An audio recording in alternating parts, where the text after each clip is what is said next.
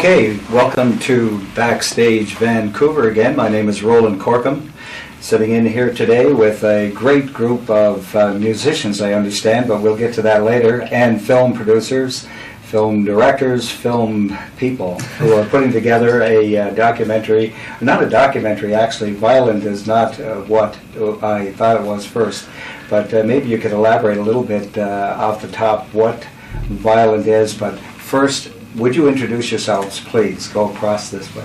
My name is Andrew. And what your role is. Oh, okay. I'm Andrew. I was a co-writer on the film and then also technically the director. I'm Josh. I'm the producer and co-writer. I'm Joe, and I was a co-writer, cinematographer, and editor of the film. And I'm Kane. I was a co-writer, assistant director, and the composer of the soundtrack. Okay, very good. So we have a good, broad cross-section of people involved in the industry. And where did you get the idea for your film? Maybe we could start with that and take turns, whoever feels more comfortable with answering the question. Well, I think, put our brains together, and that's where the idea came from.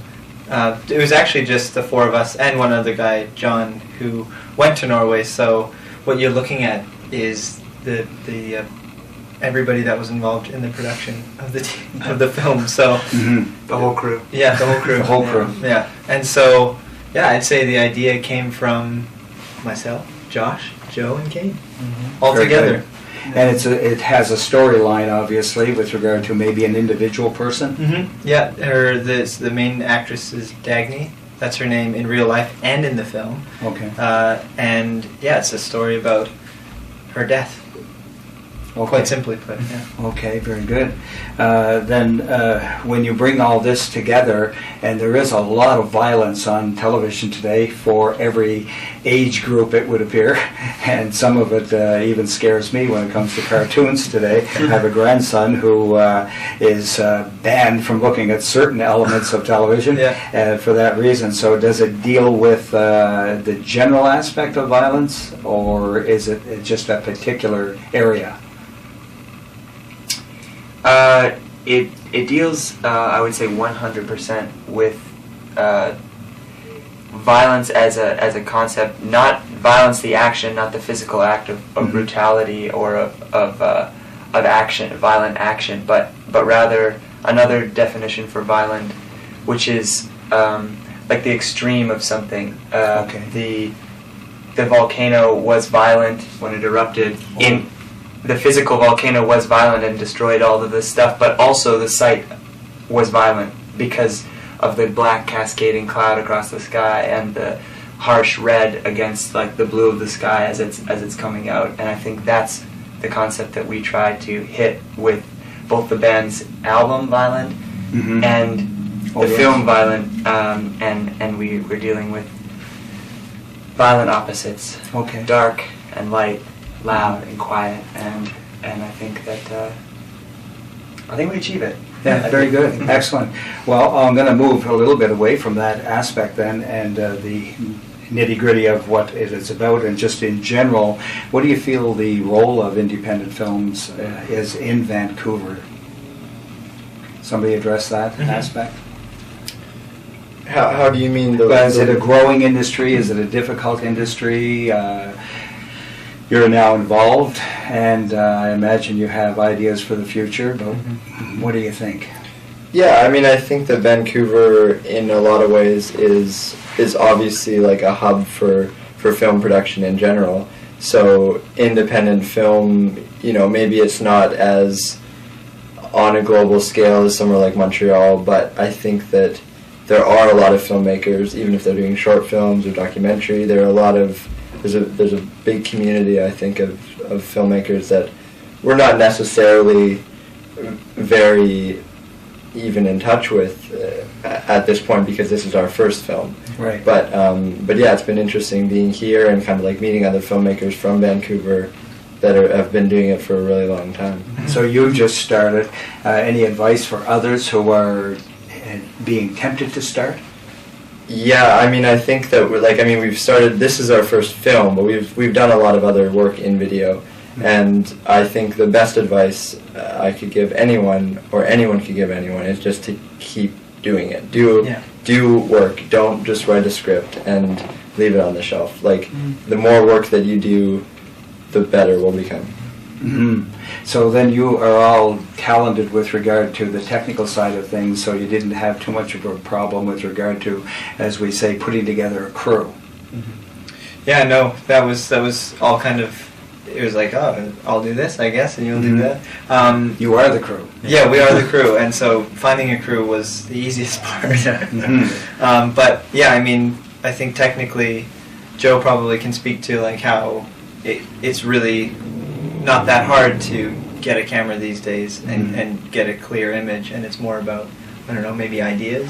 Yeah, I think for us, our equipment was very limited. It was really just the camera and the tripod, and then the sound guy brought his stuff. So as far as what we had there, it was really just what we could carry. And I think that's a statement about where film's going and where independent film is going. It's open to everyone, really. What makes it special to you? Independent film. I think the freedom. I think that the fact that the four of us just wrote a film together in our living room, and then we're able to fully realize that film and make it all together. That's something I hope I can do for the rest of my life. Yeah, excellent. And what about finances, the money side? That's always a big issue. Yeah, I mean, I think it's easier than it's ever been to make an independent film because the technology is more and more readily available. So, I mean, for us, financially, obviously, we had to not eat expensive food and, you know, not live in a very fancy house, but we kept it really frugal, and I think it's truly about the ideas, and that's quite an exciting thing, that there's like this level playing field for anybody with an idea.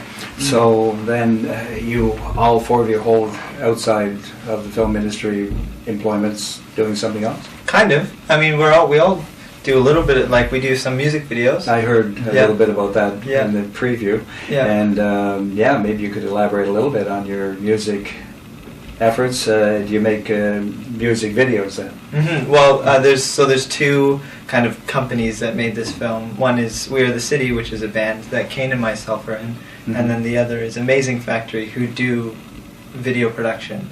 And so there's been a lot of music videos that Amazing Factory has done, and We Are the City has always worked with Amazing Factory on their music videos, and so it kind of made sense to put those two together. Very good. Yeah. What do you have maybe in the bin for a next project? Are you already looking forward? Yeah, definitely. Yeah, we're all in the first stages of the treatment and story outline and that sort of thing, and we're all really excited to start again and to do this whole thing. Excellent. So you see a definite maybe future, and this could be your calling for sure. Cool. Well, we hope so. Yeah, definitely. Okay.